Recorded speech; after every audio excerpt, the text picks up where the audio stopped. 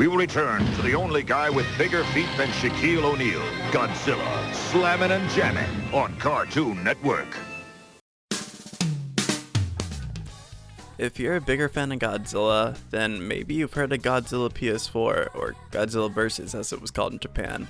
Otherwise, probably not, as they stopped production of it and even delisted the game around December of 2017. The last time it was seen on sale, in North America at least, where it was included as a part of a random flash sale on the PlayStation Store that ended February 20th of 2017. There was also a version of this game made for the PS3, but we're not touching that one today. What was this game? Why did they remove it? Was it even worth keeping around? Well, yes, personally, because it's Big Goji and he needs all he can get, like a new game maybe, please? But wait, not a phone game! Hi, Future Monkey here. While editing, it turns out Godzilla just showed up in a new game as DLC. Ain't that something? So Godzilla Versus was an unorthodox arena fighting / disaster sim game that was developed by Natsume, a company who's known for their Harvest Moon and Rune Factory series. Which surprised me, as I just played Rune Factory 4 for the first time this year and I really enjoyed it, and I really can't wait to see how they showed respect to the Big G man himself. I mean, surely because they perfected their craft after releasing 16 real fishing games? On the back of the box it reads, Godzilla, the king of monsters, first appeared in 1954. Scientists studied Godzilla and found that they could harness energy from the monster called G energy. This seemingly endless source of power was used to better the lives of all mankind. 60 years later, just when mankind's memory of the beast faded, Godzilla appeared again. Godzilla destroyed at will, all in search of more G energy. Such irony, the same G energy which was used to better the people's lives also caused Godzilla to awaken. Can the G-Force, mankind's last hope, stop Godzilla? What fate awaits Godzilla once he has consumed all the G energy and grown to his full potential? I mean, which is fair. I mean, they are stealing, and I think Godzilla's on fair grounds to want his stuff back. And honestly, the story here doesn't actually matter, as it's just an excuse to find a way to put the monsters up against each other. The game opens and it's fairly entertaining with some cool shots like this first person view of someone on the G-Force using a turret on Godzilla. But then, what's that? The screen goes black and we're met again with Godzilla sweeping the city with his blast when he turns around and there he is. In the dust and rubble, the Godzilla from the 2014 Monsterverse movie with Kick-Ass and Breaking Bad in it turns and the music starts to pick up as 2014 Goji roars and charges a beam. Da da da da da da da. The Godzillas clash beams into each other. And title card. For the most part, this introduction hypes this game up enough, especially if you were playing this around the time of the 2014 movie release. The main menu opens and we have our 5 modes and a Kaiju guide. It's odd that there are 5 modes when there are only 3 of them that are actually playable modes, while the other 2 are something else entirely.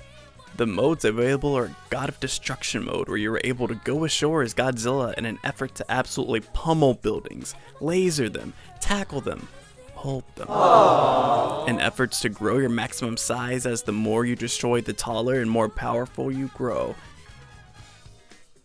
And to progress to the next level after beating the special opponent for this stage, the main objective is actually punching the hell out of some generators. There's also Invade and Defend, where you can either invade with a more evil aligned Kaiju or you can defend with a more good aligned Kaiju. The gameplay loop of God of Destruction mode and Invade are the complete same, while in Defend you have to stop the Kaiju from attacking the city. And your progress is based on how much damage you can prevent the city from taking instead of trying to do the most damage. King of Kaiju is not as developed as the main modes, as it mostly just acts like your arcade battle gauntlet. I didn't really play much of this one. Versus mode is your typical multiplayer match where you can have up to 4 players on a stage and last Kaiju standing lives. There's no local co-op, which is really weird, especially as all the previous games were, and it seems formatted the same way.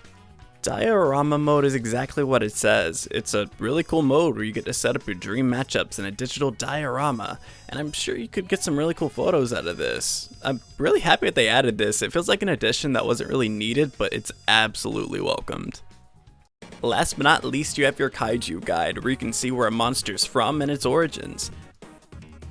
Best part is that there aren't really any DLCs, so it's all unlockable in game.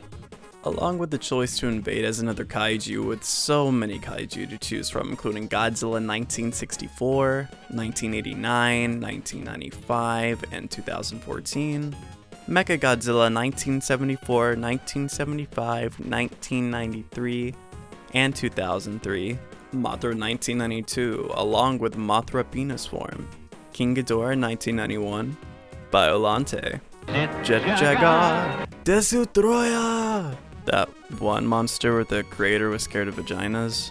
Yes, this is true. The coolest kaiju design ever made.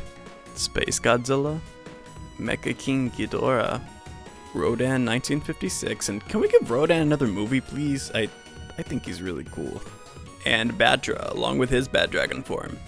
There were plans for even more kaiju to appear, including King Ghidorah in 1998 from Rebirth and Mothra 3, Monster X, Zone Fighter from the show of the same title, Godzilla in 1962 from the original King Kong vs. Godzilla, along with King Kong, and even Godzuki from the animated Hanna-Barbera Godzilla series.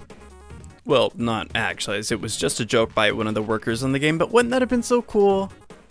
You can unlock most of these characters just by beating them in a fight, but sometimes they have to be under certain conditions. The HUD is simple.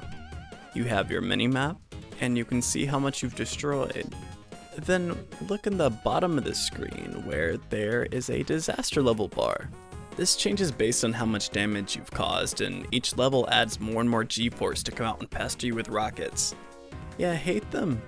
They don't even really do anything until you reach the max level of 5, but they are so hard to kill with some kaiju that lack higher reaching attacks, along with not being able to have free aim of your beams, as the kaiju in this game just seem to auto-lock. The gameplay loop is quite simple. In fact, it might be a little too simple, as you might have guessed, seeing as it's a Godzilla game, of course. That must mean it's a crafting game. Yes, I'm serious, kind of. Besides saving or destroying the city, you get components which you can use to upgrade your monster. This resource, however, is not shared between all monsters, which means, yes, you have to grind out every monster I mentioned.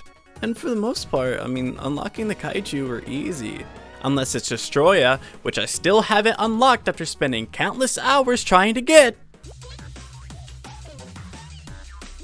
If you notice, I skipped a mode when I was going over them previously. That's because there's evolution mode, which lets you level up your monsters, increasing the amount of super bars you can have, how fast it charges, diorama figures, and in the case of Godzilla only, new special moves which can be learned, which some are practical and some are his goofy little moves that he's been known to do. This grind for components has to be the biggest downside of the game, as it becomes incredibly repetitive to play through a 45-minute campaign each time, without being able to customize your kaiju and upgrade them, as you'll have to end your current progress and start over. The crafting, however, isn't the only mechanic, as you have leadership change. This is such a cool idea, which, depending what difficulty you choose, the leader of Japan will change. And that will change how fast your disaster level meter fills, with easy being the slowest and hard being the fastest. The combat in this game is very unique. By that I mean it uses everyone's favorite movement, tank controls, using the stick to move while using L1 and R1 to turn. You know, like from the famous fighting game, Silent Hill. Well, it's cute to make fun, but I think this idea works out very well in its favor, as it makes the combat feel extra weighty, like you really are a big chunky lizard. You have many ways of attacking, with a normal, heavy, a grab, a dash, kind of, and 2 beam attacks along with a roar that grants super armor. And you better get used to it, as it's your best friend. Why is it your best friend, you ask? Well, there's no blocking for the most part unless you count the Mechagodzilla's shield. But oh ho ho, not only does the roar grant you super armor, but you can also use it to power up your beam attacks, which costs temperature, which is just your super bar. And let me tell you, some of these super attacks are busted, Especially Mothra, as you can cheese most of the kaiju by stun locking them into a corner and using your normal attacks, and second special attack just shred their health. But be careful, because this exact thing can happen to you if you aren't careful. There's also a secondary objective in every mission that rewards you with monster growth, but that's only really if you want to do it. In game, you can also gather data on monsters while you're standing in a data area. However, this along with most of the other unlockables are just tedious having to go through. With such long campaigns, just to grab one or two things gets incredibly annoying. All the music and effects are great, even the roars are beautiful, and I assume they were ripped from the films. The only problem I have is just the fact that there's not enough diversity in the music. I don't think that there's enough, but the music they do have is good. Like, it is good. But it's not the best. I ended up turning the music off and putting Sonic music on because it bangs. Playing this game with a surround sound is also fun since you can feel the giant steps that your character takes, and it feels so cool. The graphics don't seem to go for realism, but instead remind me of kids dragging out their toys and having their own little fights, and it's endearing as you can tell that the creators had a love for this series and it isn't just a cash grab. Everyone looks just like their movie counterpart. Even Gigan, baby, let's go! This is a game that seems competent enough, so how did it do? Fine. It did fine. Many critics either hated it or thought it was mediocre. However, it does have its fans. There's many YouTube videos still being uploaded today and people still playing online. Why? Because it's still incredibly faithful and made for the fans, maybe even only for the fans. And also because we still don't have another Godzilla game. After all that big talk and many things that annoy me about the game itself is still decent. Depending on how much you love Godzilla. If you're a super fan, I'm sure this game would be a great time sink. Well, it would be if it was still readily available. Now, if this game isn't that bad, then why was it removed from almost everything? Even making copies of the disc so rare that it can cost at least $100 to own a PS4 game? Can I get a drum roll, please?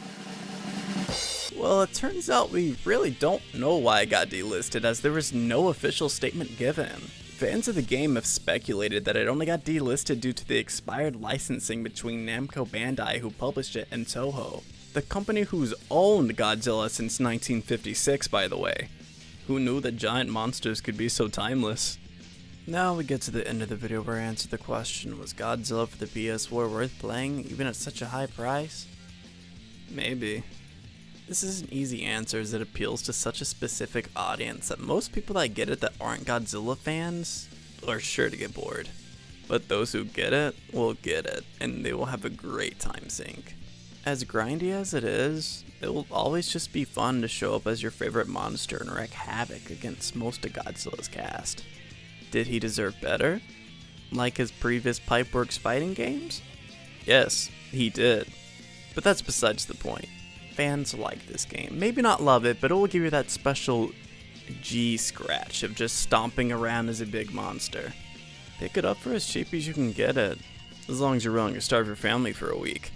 And with all that said and done, where do we go from here, and what does the future look like for Godzilla games? Who cares? Real Fishing got a new game in 2019. Let's go, baby!